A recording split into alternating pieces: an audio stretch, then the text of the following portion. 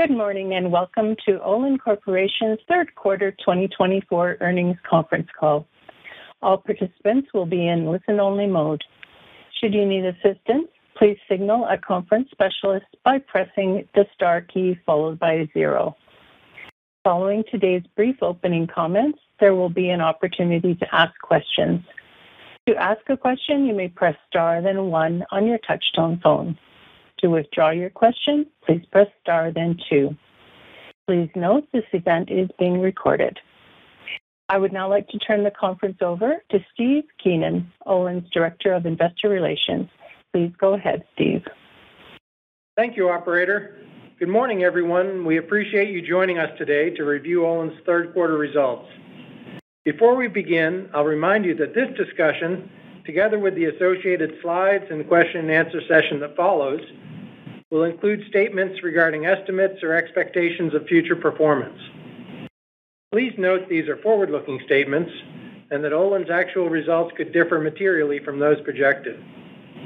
Some of the factors that could cause actual results to differ from our projections are described without limitations in the Risk Factors section of our most recent Form 10-K and in yesterday's third quarter earnings press release.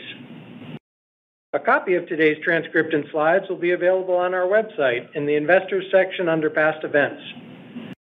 Our earnings press release and other financial data and information are available under Press Releases. With me this morning are Ken Lane, Olin's President and CEO, and Todd Slater, Olin's CFO. We'll start with our prepared remarks, then we look forward to taking your questions. I'll now turn the call over to Ken Lane. Thanks, Steve, and good morning, everyone. Olin's third quarter was significantly impacted by operational disruptions as a result of Hurricane Beryl damage.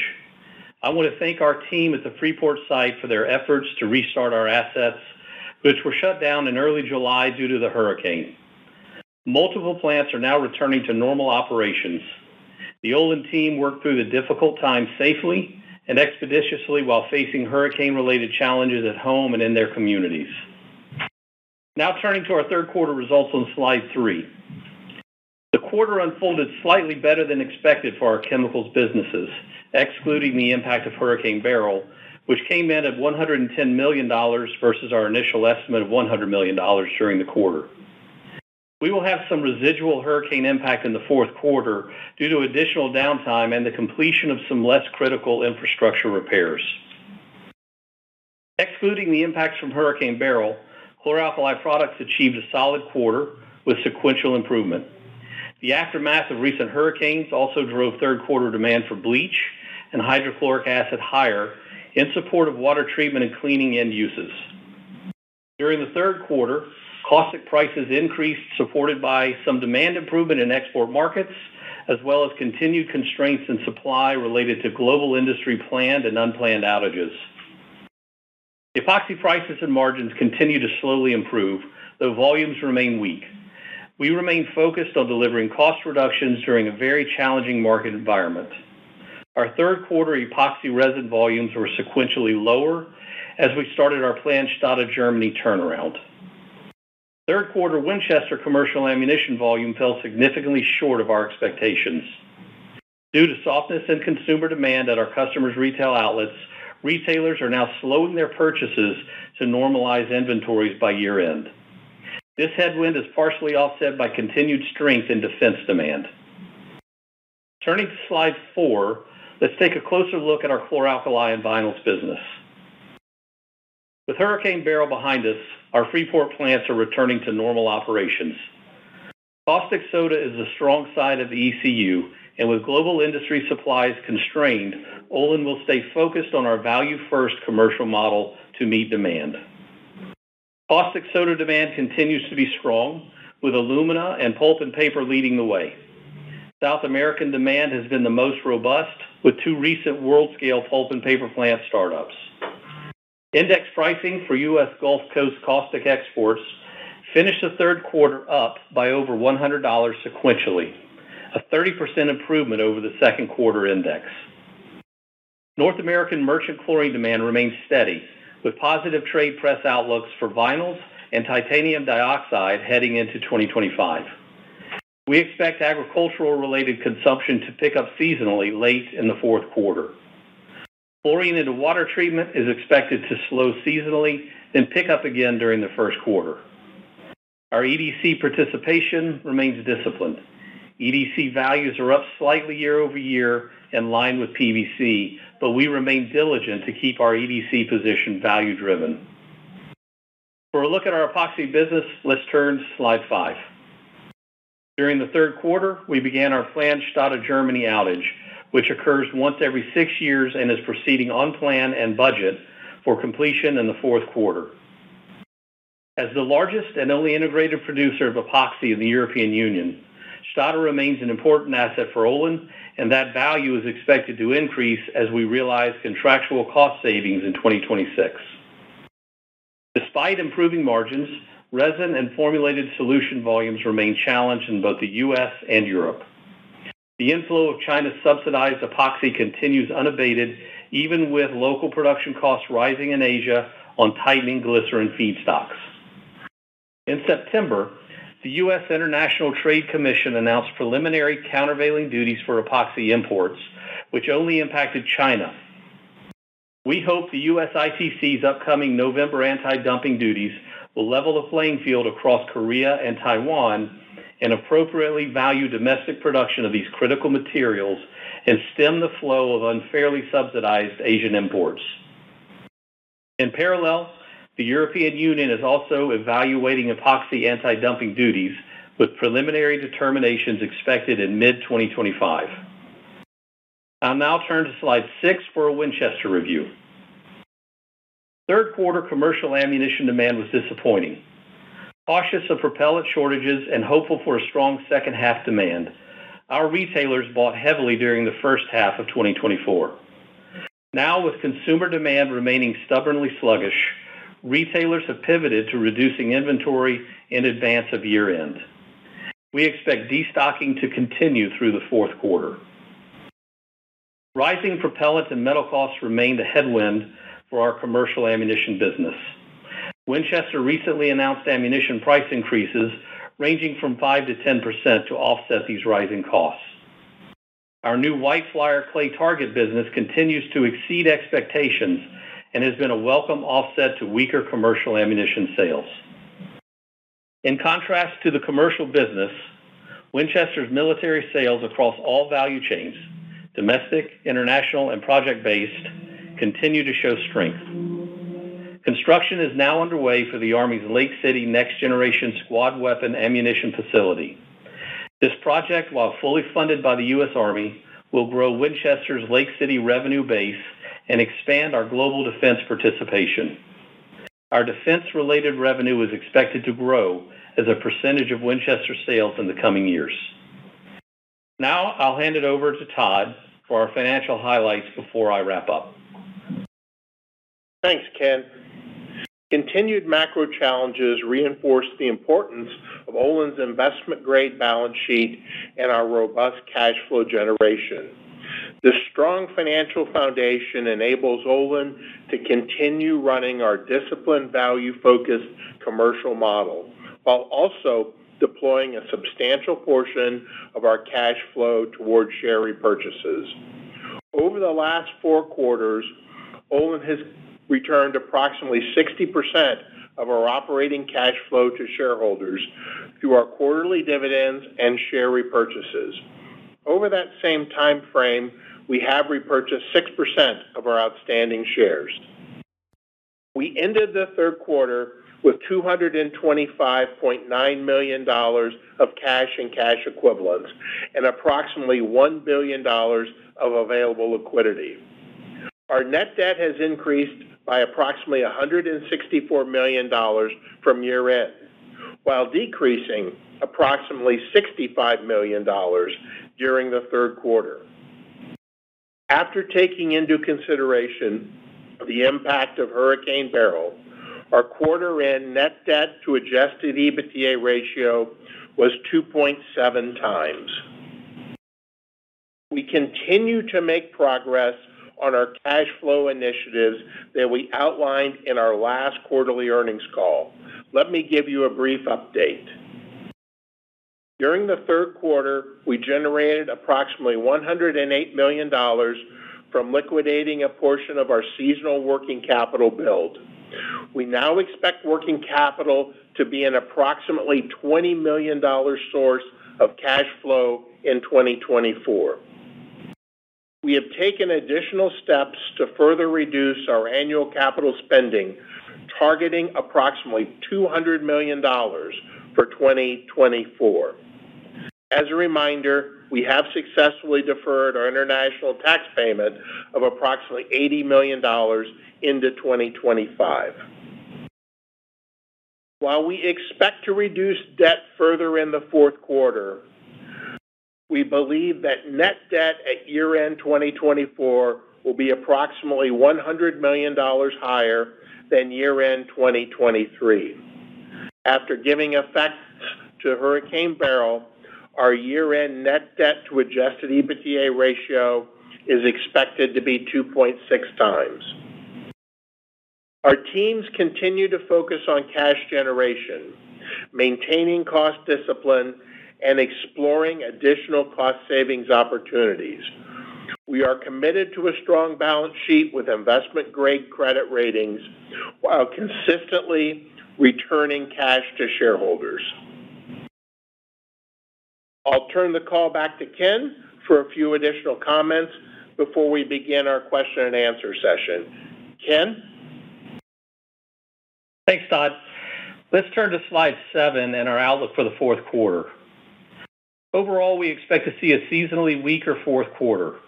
Also, due to lingering operational issues at Freeport that extended into the first half of October, Hurricane Beryl will present an estimated additional impact of $25 million during the quarter, resulting in a full-year impact of $135 million to our 2024 adjusted EBITDA. Including the Hurricane Beryl impact, we expect our fourth quarter EBITDA to be in the range of $170 million to $200 million. Our investment-grade balance sheet, strong liquidity, and leading market positions continue to support our value-first commercial strategy through this extended industrial trough. Our capital allocation strategy remains focused on returning cash to shareholders. Now on slide 8, just a reminder, we will be hosting an Investor Day on Thursday, December 12th at the New York Stock Exchange. We truly hope you'll be able to join us live, whether in person or virtually, to learn more about Olin and participate in our question and answer session. Our entire leadership team will be there to provide an in-depth review of our businesses, strategy, and financial goals. Please mark your calendars. Operator, we're now ready to take questions. Thank you. We'll now begin the question and answer session. To ask a question, you may press star then 1 on your touch-tone phone. If you are using a speakerphone, please pick up your handset before pressing any keys. To withdraw your question, please press star then 2. Our first question is from Duffy Fischer with Goldman Sachs. Please go ahead. Yeah, good morning, guys.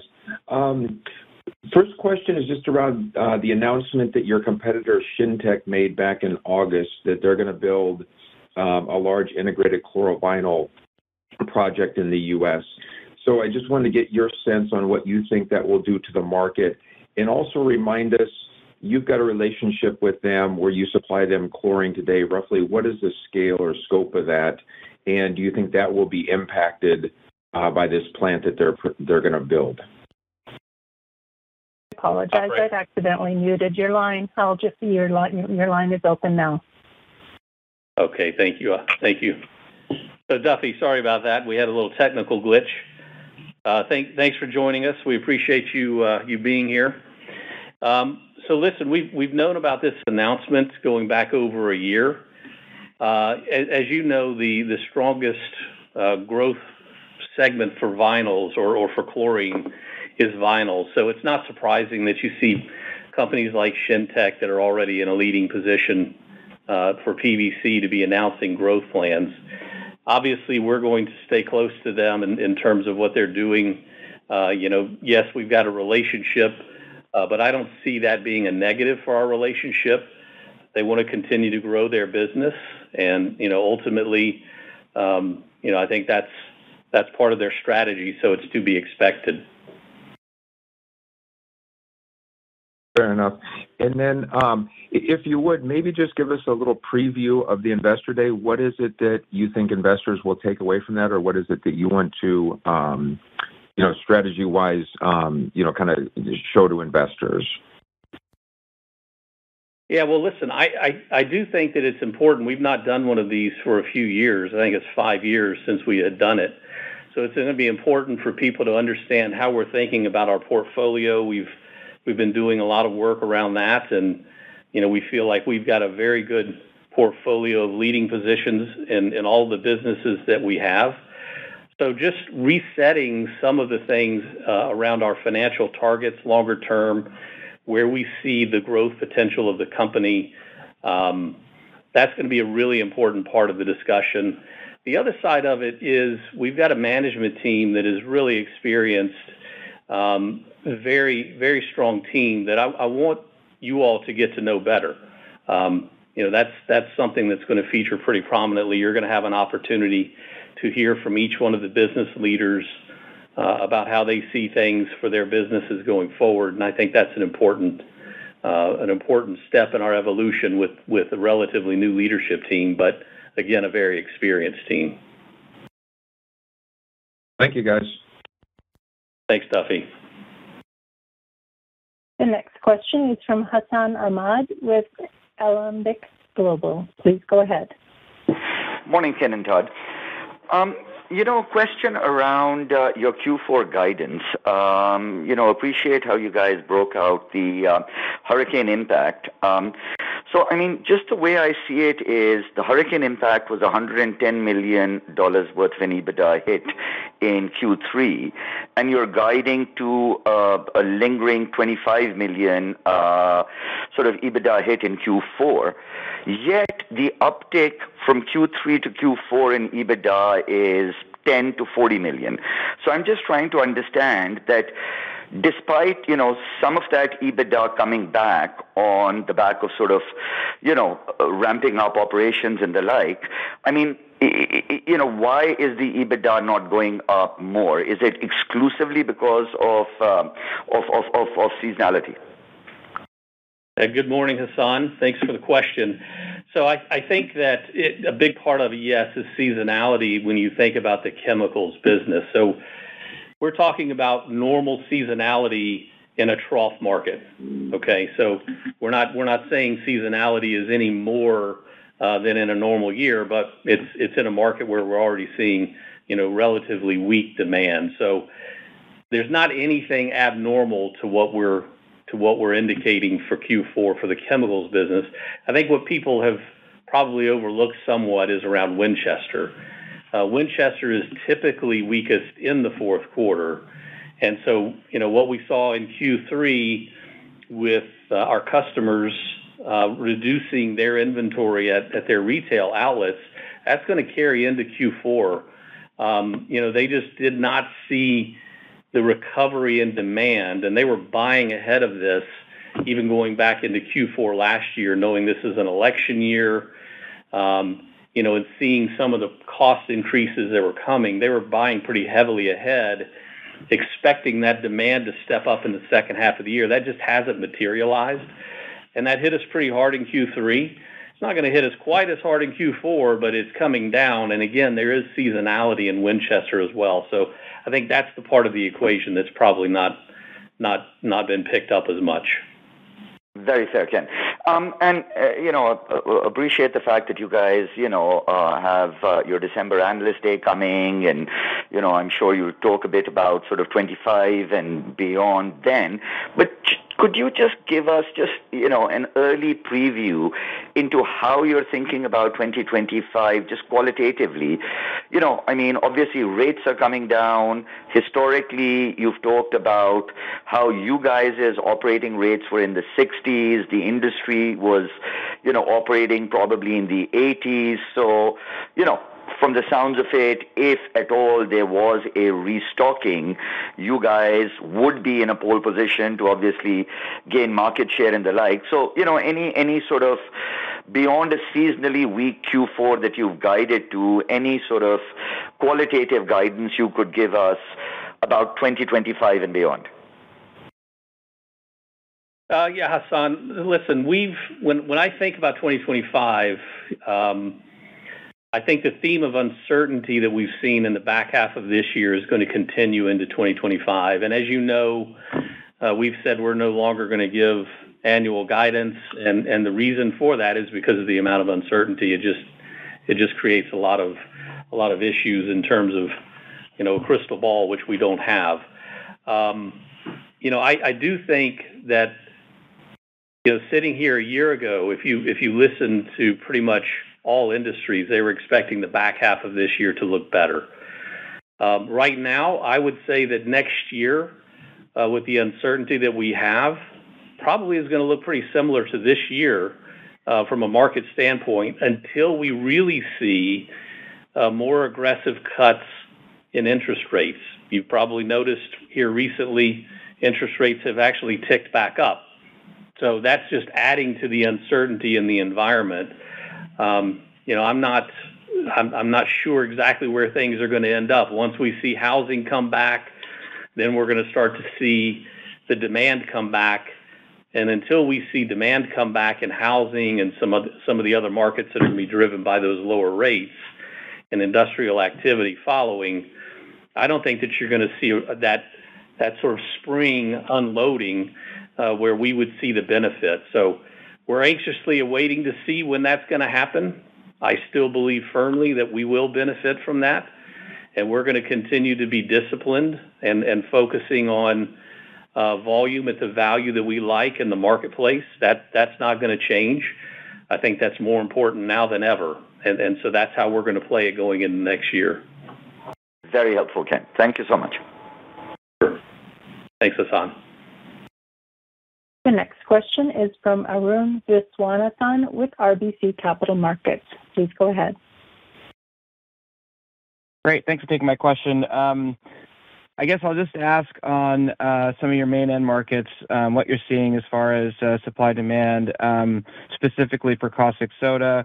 There was some disruptions late in or earlier, maybe at a peer site, and there was maybe some tightening. It looks like there's been some stable demand.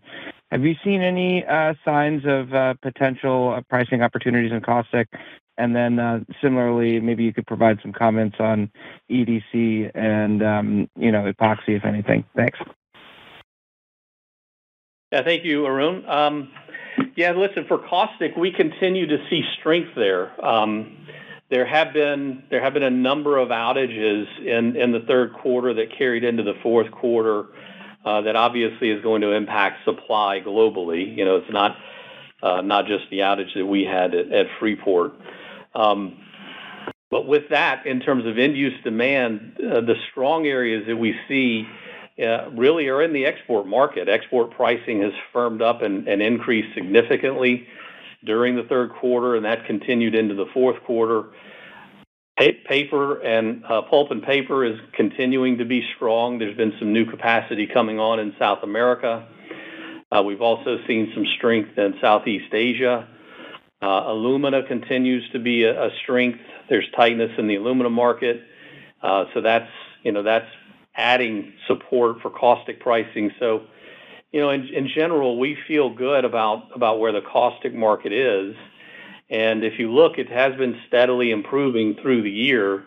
And as we see industrial activity improve next year, which, we, again, going back to the answer we gave a minute ago, with all the uncertainty that's out there, as you see industrial activity improve, that demand for caustic is going to continue to tighten or to give strength to pricing in the market. So, we still feel good about the caustic market going forward. Okay, and then if I could just ask a couple follow-ups on that. So I guess when you think about epoxy, it sounds like you're expecting a date in November where I get maybe an update on the anti-dumping situation. I guess, what are your expectations for that?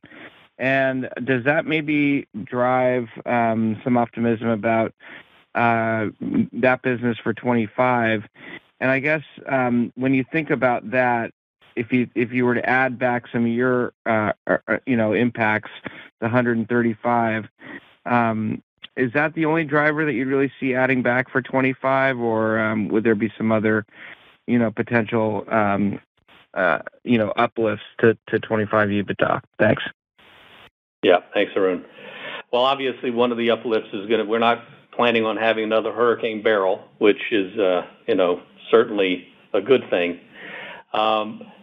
We are expecting the U.S. government, the ITC, to make an announcement here in early November. It's the government. I don't want to get too optimistic or too pessimistic. We've done all that we can to make the case that this is unfair trade that's going on. And, hopefully you had a chance to take a look at the op-ed that I had written a week or so ago. But, we're doing all that we can to support the case. We'll see where the ITC ends up. We have been marginally successful throughout the year of steadily increasing pricing. However, I'll tell you that it's still in the face of a very strong volume that's continuing to come in from Asia, and that's still very concerning. But hopefully, we're going to get some favorable outcome here in early November. But it's right now I can't give you a guess whether it's going to be positive or not. Okay, thanks. I'll turn it over. Thanks, Arun. The next question is from Jeff Zekauskas with J.P. Morgan. Please go ahead. Thanks very much. In 2024, did you come close to making any acquisitions of size? Hi, Jeff. Good morning. Listen, we're not going to comment on anything that may or may not have taken place. As you know, I've been here about 6 months, and we've been spending a lot of time thinking about the future of the company and the strategy going forward. We've been pretty open that where we see opportunities for small bolt-on acquisitions that are highly accretive, like what we had done with White Flyer, if we see opportunities like that, we may take them.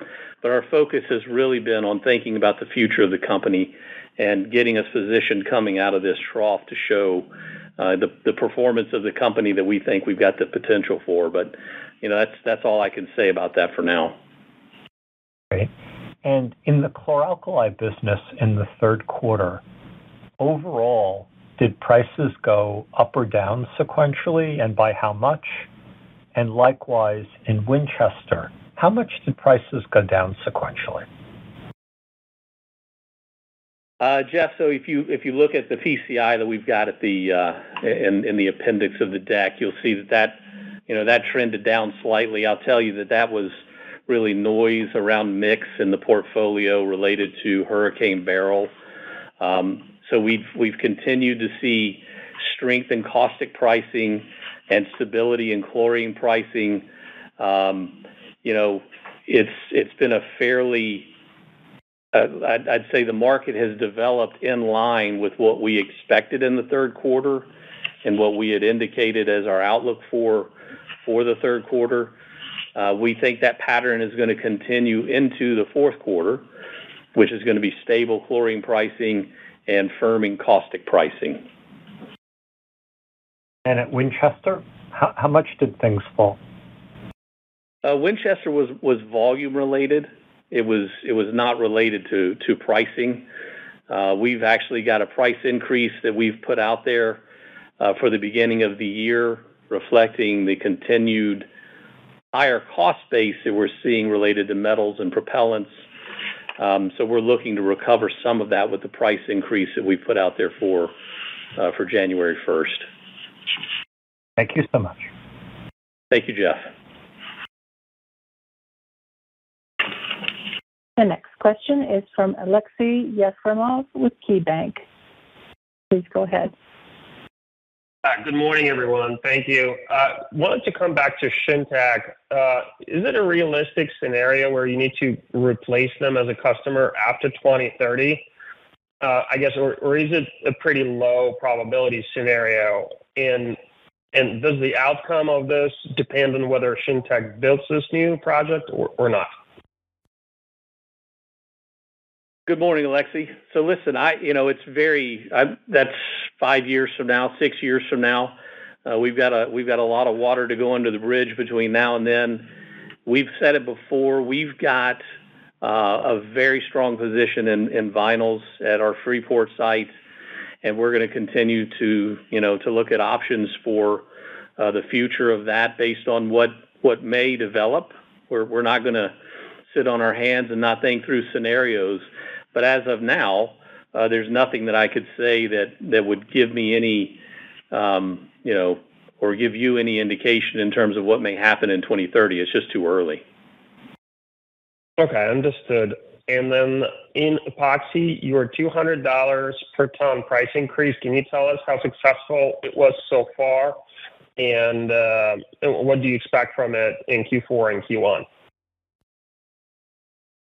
Yeah, so we announced that for October 1st, and we are optimistic. We are seeing some traction on that price increase in Q4. I mentioned it a minute ago. We're still seeing the volume coming in from Asia. So, I think some people are starting to, maybe react a little bit to concerns around what may happen with tariffs. But we have seen some success in implementing that price increase.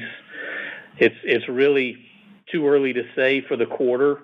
But I do think we're going to see some price gains in epoxy resins in Q4, but it does not make up anywhere close to where we need to be to get back to a reasonable level of margin there. Thanks, Ken. Thanks, Alexi. The next question is from Josh Spector with UBS. Please go ahead. Yeah, hi, good morning. I wanted to ask on the fourth quarter guide relative to what you delivered in first quarter in chlor-alkali vinyls. If you exclude the hurricane impacts, it's kind of similar. Fourth quarter and first quarter are sometimes up, sometimes down. But I think if we look at the moving parts, caustic prices have moved higher. Your goal was to bring operating rates up. Maybe that hasn't happened because of hurricane or other pieces, but are there other factors that we should be considering why fourth quarter earnings would be lower, kind of in the context that I frame out there? Hi, Josh. Thanks for the question. Yeah, I go back to what I had mentioned earlier. We've got a $25 million impact that's lingering from Hurricane Beryl and chemicals. We've also got lower profitability that we're expecting from Winchester. Again, it's that seasonality, and that's really been accentuated by the destocking that we see at the retailers. So it's a combination of those two things. But in general, I would say that caustic pricing is better than what we had in Q1. And, if you take out the impact of Hurricane Beryl, volume-wise, it's probably looking pretty similar to Q1 of 2024.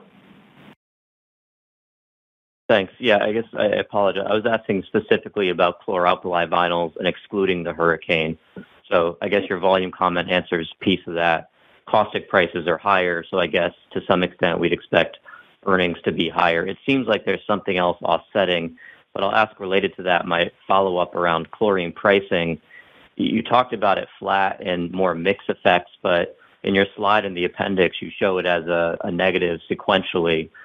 So is that really small and it's just noise, or is there any other maybe change in strategy or approach to maybe chlorine prices and related to that volumes that you'd highlight?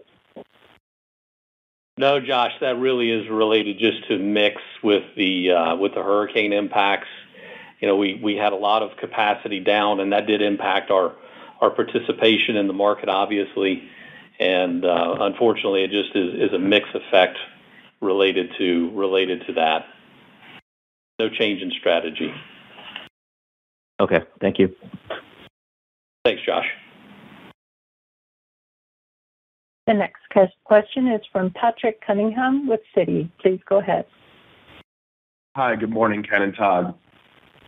So Winchester third quarter EBITDA is down about $20 million versus the first quarter. Though Winchester was supposed to benefit from the, project to build capacity on behalf of the U.S. government. Does this mean that core EBITDA in Winchester is down more than $20 million?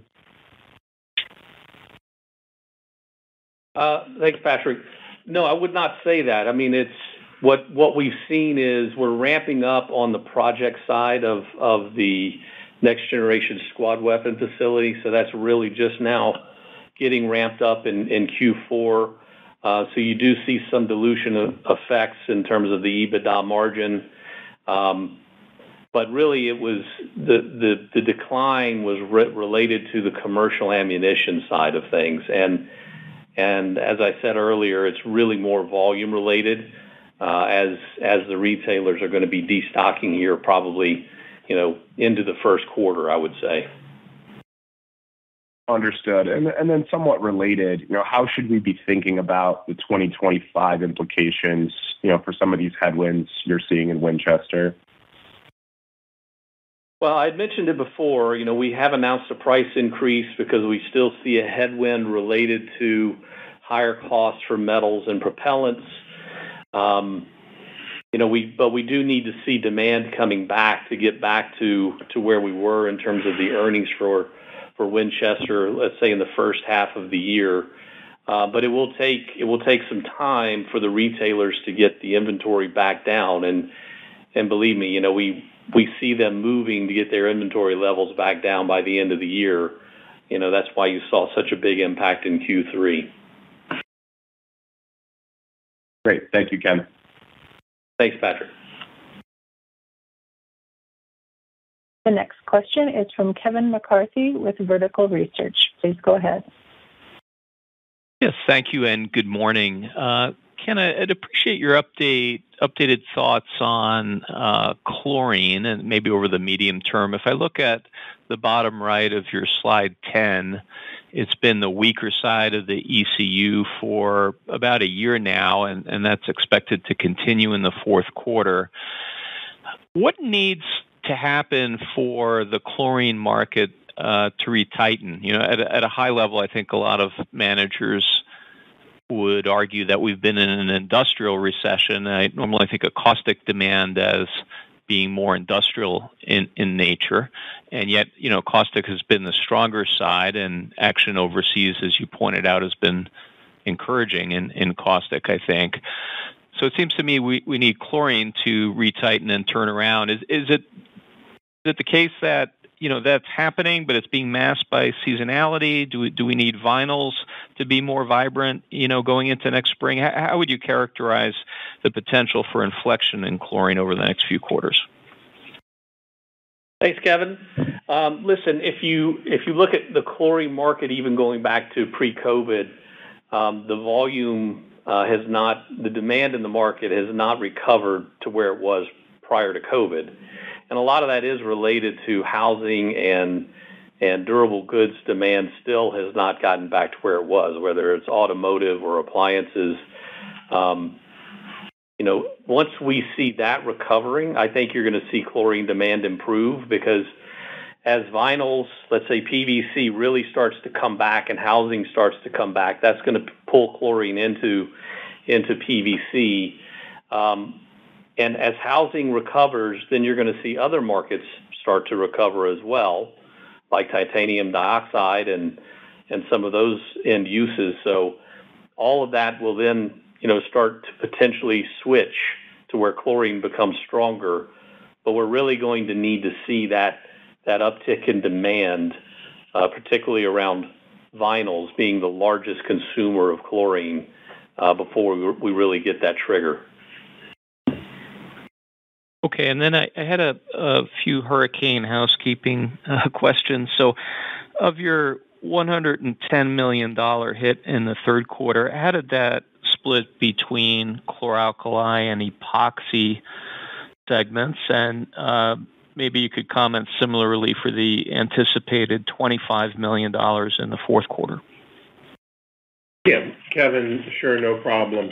In the third quarter, roughly $77 million was in chlor-alkali, and the remainder was in epoxy. You'd say roughly 33 there. And then as you think about the 25 for the fourth quarter, you should think about that in chlor-alkali. Thank you very much. Yep. Thanks, Kevin. The next question is from Steve Byrne with Bank of America. Please go ahead. Yes, thank you. Just want to drill into Winchester a little bit. The EBITDA margin was 14% in the quarter. How wide is the spread on that between commercial versus military? Do you have the ability to push price in military ammunition? And high level, are you the best owner of this business? Good morning, Steve. I mentioned before, as we ramp up the project work at Lake City, that's going to be dilutive around the military business that we have, or Winchester overall. In terms of pricing, pricing is definitely more flexible in terms of our international military business. That business is done more on a spot type of a basis than a contract basis. For the contract that we've got for Lake City, that's on a more longer term contract basis that's got some things that are passed through and some that aren't. So it gets to be relatively complicated. But we've said it before, obviously the commercial business that we have is the highest value business that we've got in the portfolio. We like to have more of that. The future, though, in terms of growth and opportunity, is going to continue to be around the defense space and how we position ourselves there. I think that there are some good linkages with Olin in terms of Winchester. We're going to talk more about that at the Investor Day. But, ultimately, Winchester is the best brand in the industry and is a very valuable business for Olin Corporation. All right, Ken, and maybe just one more portfolio-related question, and that is, in a year from now, when the contract with Dow ends, have you given more thought and have a conceptual interest in what to do with that chlorine capacity and low-cost ethylene? Do you have some thoughts on that? Steve, yeah, as you can imagine, when we're working through the strategy that we're thinking about for the company longer term and the Investor Day that's coming up, you can imagine that that's going to be a topic that we will talk about is our portfolio, not just in terms of businesses, but also assets going forward. So, we'll be able to share more with you on that at the Investor Day in December. Very good. Thank you. Thanks, Steve. The next question is from Mike Leithead with Barclays. Please go ahead. Great. Thank you. Good morning, guys. I wanted to go back to the Hurricane Beryl impact, and apologies if I missed it, but what exactly was incremental in terms of what actually played out relative to what you expected in your operations a few months ago that's driving the incremental, say, $35 million cost? Yeah, so basically what happened is in the third quarter, we had a little bit more impact than we had expected. Some of that was related to additional repairs that we had to make. And then the carryover into the fourth quarter is related to some operational issues that we had. When you shut these plants down in an emergency fashion, sometimes things happen in the plant that you can't necessarily see when you restart. And that's what happened in some of the assets. When we restarted, we thought we had everything in good shape. As it turned out, we still had some issues that we had to come back down for and make some additional repairs. We completed that just over a week ago. So we got about 10 days or so of runtime. So we're feeling good about where we're at right now. I will tell you, because this may get asked later, we had to build some temporary infrastructure that we're still operating there. And we're going to be operating that temporary infrastructure until probably the middle of next year. which we don't particularly like, but we had to do it to get the plant back up until we could build the permanent fixes. So, that's something we're going to continue to deal with, but we think in terms of cost, operating cost, and meaningful impact to the P&L, we've got that all behind us.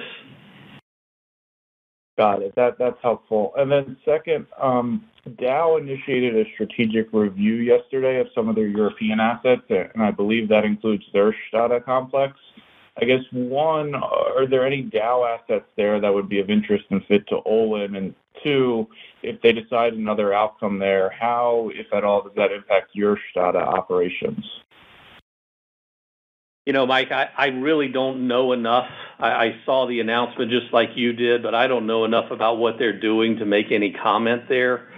Stade is a site that has been really challenged for us in our portfolio, and we've been able to work through that with Dow to get to an agreement that at least helps to improve the viability of that site for Olin. That really doesn't kick in until 2026. As you can imagine, we're constantly talking to Dow because we've got such a strong relationship with them in terms of interdependency, and we'll continue to have discussions with them. But I don't have anything that I can comment on. I just don't know enough about what they're doing. Fair enough. Thank you. Thanks, Mike. The next question is from Bhavesh Lodaya with BMO Capital Markets. Please go ahead. Hi, good morning, Ken.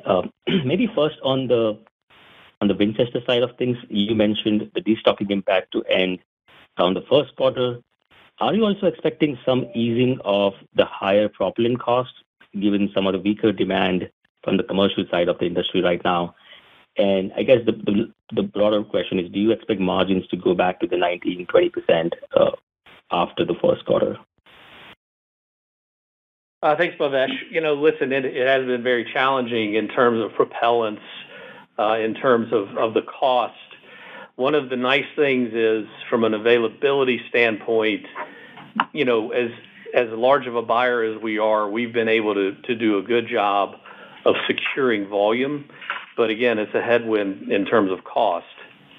But the increased demand and people trying to catch up with additional production capability around propellants and the materials that go into the propellants, we're still seeing that well into the future.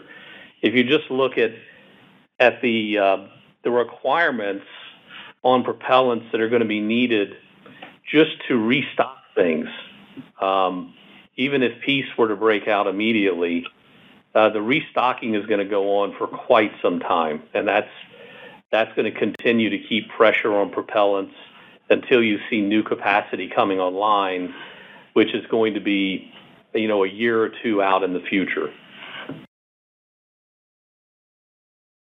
Got it.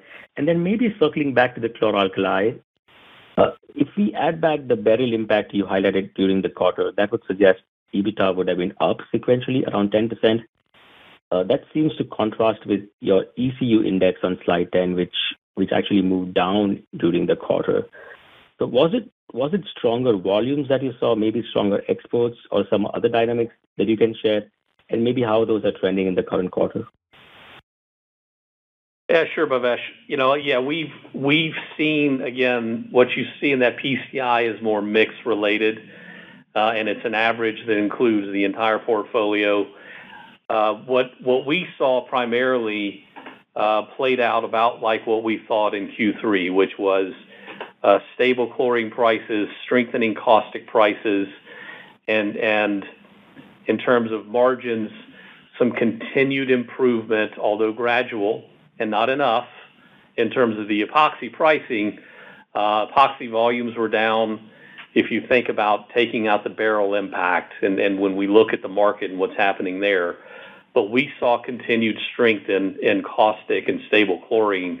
So that all added up, net, if you take out beryl, to a slight improvement versus what we had expected. Thank you. Thanks, Bhavesh. The next question is from John Roberts with Mizuho. Please go ahead. Thank you. Are the Vista Outdoors activities having any impact on the competitor or customer dynamics at Winchester? Good morning, John. It's very hard. It's very hard to say. We're not seeing any different behavior than normal. They're a competitor in the marketplace, and that's all that I can tell you. I don't know if it's impacting how they're behaving or not. What we see them doing is, participating in the market that is difficult with retailers destocking, and that's all I can say. I don't know if they're changing their behavior based on what's happening around that sale process or not. Okay, and then why do you think the higher glycerin costs in China aren't having any impact on pricing? I'm sorry, John, can you repeat that? Right, we have higher glycerin costs for the Chinese exporters. It doesn't seem to be having any impact on pricing. Well, I think that's exactly supporting our case for the tariffs. They continue to produce below cost and push that volume into the market, which is then allowing other epoxy resin producers to export below cost. And that's exactly the case that we're making to the US ITC and to the EU.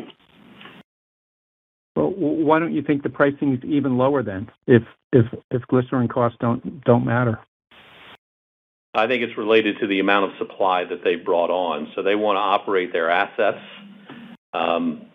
They've added a lot of capacity, and they want to run those assets, and they're willing to do it at a loss. That's all I can tell you. Thank you. Yeah, thanks, John. The next question is from David Begleiter with Deutsche Bank. Please go ahead. Thank you, Ken. Staying on epoxy, how do imports in 24 into the U.S. compare versus 23? Good morning, Dave. Well, we're still seeing significantly higher import volumes, and that has really been unabated. So we're not seeing any stem in that tide. It's continued to grow, and as I just mentioned to John, as they add capacity, they're going to continue to push that volume into the market. We're not seeing that slow down at all. Got it. But do you have a number for the increase year over year? I don't, Dave, but I know that it has increased, but I don't have a percentage. Understood. And just in chlor-alkali, once everything's back up and running, where do you expect or you want your operates to be, and how would that compare to where they were at the beginning of the year? Well, Dave, we're not changing our strategy. We're going to continue to focus on placing the volume in the market at the value that we like. We did have a lot of downtime in Q3. We've pulled inventories quite significantly. We're not going to go crazy trying to, run the assets harder to make up for lost time. That just doesn't make sense.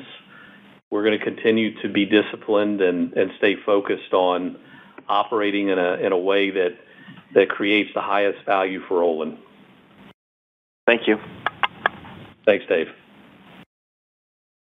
The next question is from Mike Sisson with Wells Fargo. Please go ahead. Hey, guys. Sherwin-Williams mentioned that they felt the first half of 25 would mirror the second half of 24. And, I guess maybe they a decent gauge for housing. So if that's the case for you, it could be the longest trough ever. But how do you think EBITDA sort of improves, or does it improve sequentially? Obviously, we add back Beryl.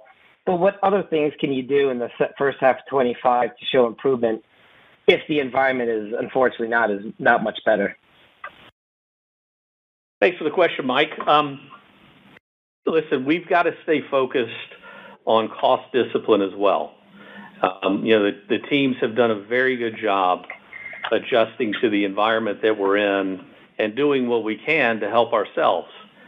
So where we can take costs out, where we can reduce capital spending, which we've shown we've taken another step there in the fourth quarter, we'll continue to do those things to maximize the cash flow.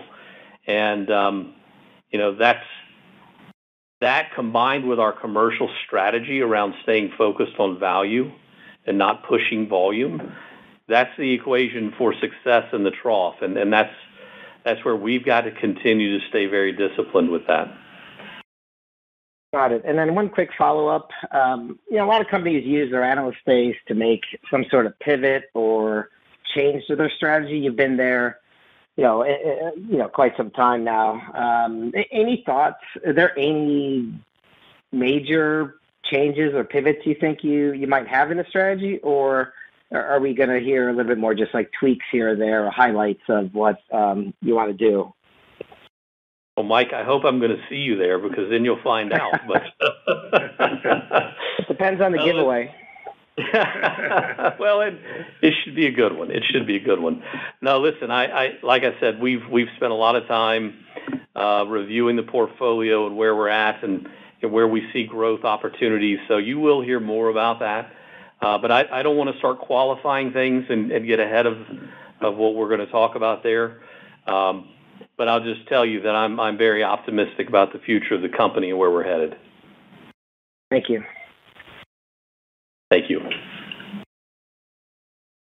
The next question is from Frank Mitsch with Ferrium Research. Please go ahead. Thank you. Good morning. I want to come back to the PCI on slide 10. I know, Ken, you said that the decline was largely due to mix and so forth. I was wondering if you could add a few more details on it. What specifically led to that decline? And we're at levels now, back to 2021. If it is mix and so forth, what would that normally be? What are your expectations for 4Q? Hi, Frank. Thanks for the question. Listen, I would if you had split out barrel, which that PCI includes the impact of barrel. We didn't do any sanitization of that. I would have expected it to be relatively flat to where we were in Q2. But again, that's a portfolio of all customers, all products. So there are a lot of moving parts. The biggest impact, though, was the downtime around Hurricane Beryl. Okay, terrific. So flattish is where it would have been, and that's probably not too far off from where you think 4Q might be? Yeah, that's correct. All right, terrific. And given where the share price is today, just curious as to how we should think about the pace of buybacks in 4Q. So Frank, I think what you're going to see is probably a similar level. We adjusted mid-year as we saw, the earnings outlook declining. Obviously, we were not anticipating Hurricane Beryl, but we did adjust to a lower level as we saw that happening. And so I would expect Q4 to look probably similar to Q3, but it's we'll continue to be watching that carefully as we go into next year and seeing where the earnings are going in Q1. But that's how I would think about Q4. All right. Thank you so much. Very helpful. Yeah. Thank you, Frank. This concludes the question and answer session. I'd like to hand the conference back over to Ken Lane for any closing remarks. Thank you, Gayleen. So listen, I want to say thank you, everybody, for joining us. Just a reminder, we do have the Investor Day coming up in December. I look forward to seeing you all there in person, and I wish you all a great weekend and stay safe and healthy. Thank you for attending today's presentation. You may now disconnect.